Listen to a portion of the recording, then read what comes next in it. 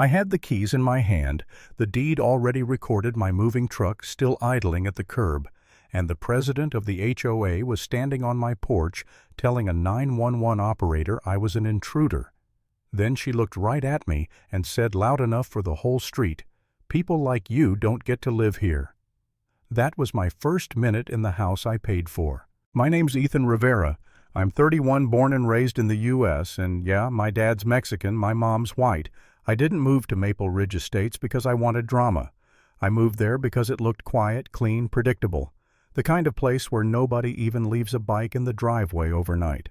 The first week I tried to keep my head down and do everything by the book. I waved at neighbors, I kept the boxes inside, I didn't blast music, I didn't park sideways like some moving crews do. I figured if there was an HOA fine, whatever trim your hedges, don't paint your garage. Neon green, I can live with that. Then Melissa Hart introduced herself. She didn't walk up like a normal person smiling, saying welcome. She came up fast, shoulders squared like she was already mid-argument, and she didn't look at my face. She looked at my moving truck, my car, my hands like she was searching for a reason to disqualify me. "You live here?" she asked. Not friendly, not curious, accusing. "I do," I said, holding up the keys like a peace offering. "Just bought the place." She narrowed her eyes and did this tiny laugh through her nose. "We'll see about that." The next morning, she was back, clipboard laminated badge, the whole performance. She knocked like she owned the door, then knocked again harder, and when I opened it, she tried to angle her body like she could slide past me. "I need to see your paperwork," she said. "HOA procedure." I didn't even have coffee yet, and I'm standing there in a t-shirt with cardboard dust on my arms, being audited on my own porch. I kept it calm anyway. "If you need something, send it in writing. Email, certified letter, whatever your process is." Her smile turned sharp. "Oh, we have processes." That afternoon, a welcome packet showed up. Except it wasn't welcome. It was a list of rules, fees, and special assessments, plus a form titled Occupant Verification. And right on top in bold was a note in Melissa's handwriting. "No move-in approved until verification complete." I reread that line about 10 times because my brain didn't want to accept it. I'm thinking approved. I already own the house. There is no approval. This isn't a club, it's property. I walked over to the small HOA office by the pool because I wanted to end it clean.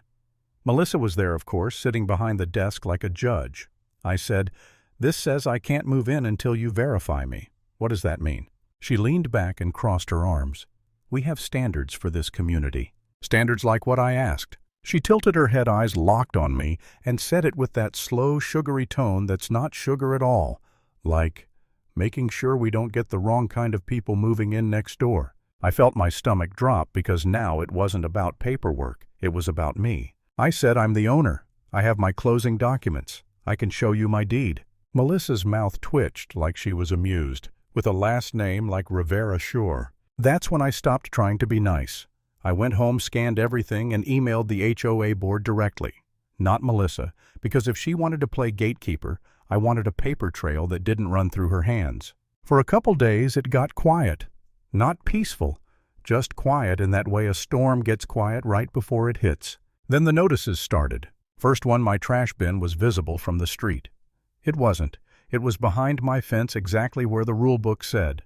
Second, my grass was above regulation height.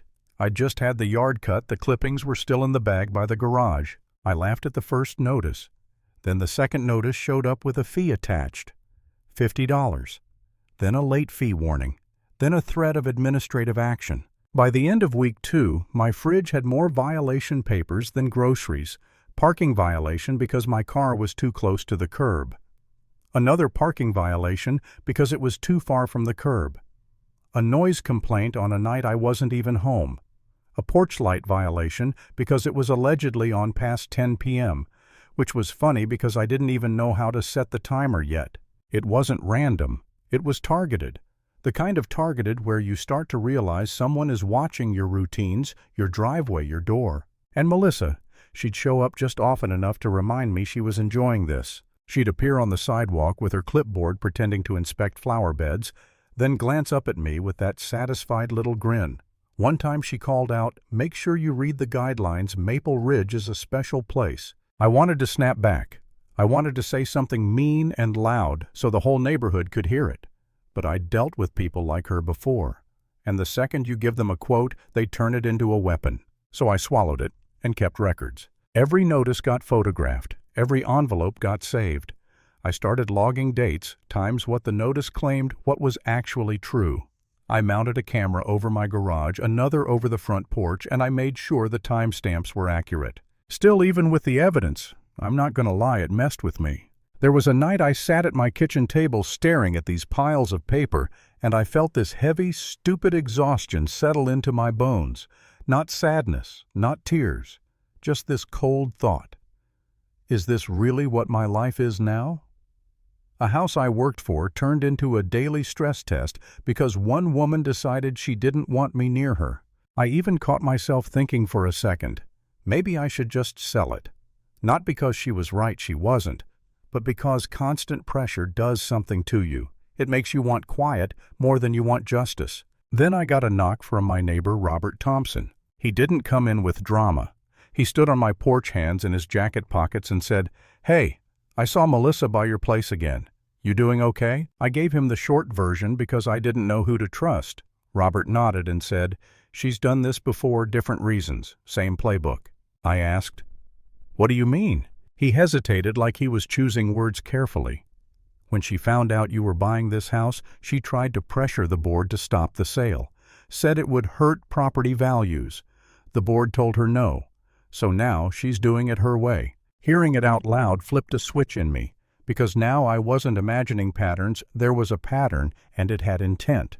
That night, I stopped thinking like a guy defending himself and started thinking like a guy building a case. I filed a formal complaint with the board. I requested records. I asked for the violation photos they claimed they had. I responded to every notice with calm, simple language, and I attached evidence like I was sending exhibits to court. And Melissa got louder. One morning, my doorbell camera caught her pacing on my front steps like she was rehearsing. She was talking to herself, then to her phone. Then she rang my bell like she was trying to break it. When I opened the door, she didn't even pretend to be polite. She leaned in and said, "You don't belong here, Ethan. I don't care what papers you have." I said, "Melissa, step back off my property." She laughed, actually laughed, and said, "Or what? You'll report me to the HOA." That line, that was the whole sickness of it. She thought the HOA was the ceiling, like nothing existed above her.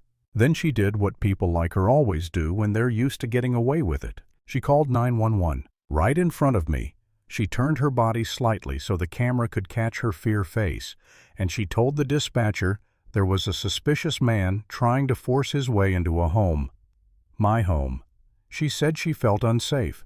She said she believed I was trespassing. I didn't shout. I didn't lunge. I didn't even argue with her. I just said, "Okay," and I stepped back into my doorway, because my cameras were rolling and the truth doesn't need volume. A couple minutes later, a patrol car rolled up, calm but alert. 2 officers walked up, and Melissa met them halfway down my path like she was greeting an audience. She started talking fast, pointing at me like I was a stray dog. "He's been harassing me. He's not approved. One officer held up a hand. "Ma'am, slow down. Whose house is this?" Melissa said, "It's in our community, HOA. The officer looked at me. "Sir." I said, "Officer, this is my house. I bought it. I have ID, closing docs, and video of everything that's been happening." Melissa's head snapped toward me. "Video? That's illegal." "It's my property," I said, still calm, "and the camera is clearly visible." The officer asked Melissa, "Do you have any proof he's trespassing?" She pointed at my face. That was her proof. And for a second you could see the officer's expression shift like he understood exactly what this was. I pulled up the footage on my phone. Not one clip, several. Melissa on my porch. Melissa making comments. Melissa leaving notices. Melissa admitting she didn't care what documents I had. The time-stamped log, the emails, the board responses that showed she'd been warned. The other officer asked, "Ma'am, did you tell dispatch he was forcing entry?" Melissa blinked hard. I felt threatened." The officer said feeling threatened isn't the same as forced entry. Melissa's voice rose. "You're not listening. This community has rules." The officer cut in firm now. "This is not an HOA matter. This is a law matter." I didn't say a word while the officers stepped aside with Melissa. I just stood there, hands visible, letting the evidence do what evidence does. And then it happened the moment she never thought would happen. The officer came back, looked at me and said, "Sir, you're free to go inside." Then he turned to Melissa and said, "Ma'am, based on what we've reviewed, you're being detained for filing a false report and harassment." Melissa's mouth opened like her brain couldn't find the next script. "No, no, I'm the president." The cuffs clicked. Quiet final. As they walked her down my driveway, she tried one last time, shouting over her shoulder, "This isn't over." But the truth is, it was. 2 days later, I got confirmation from the board that Melissa had been removed from her position, effective immediately. No apology, no celebration, just a plain email like they were trying to erase the stain without acknowledging the mess. And that was fine with me, because the only thing I wanted from the beginning was to live in the home I paid for, without someone deciding my last name was a violation. Sometimes the strongest move isn't getting louder, it's getting proof.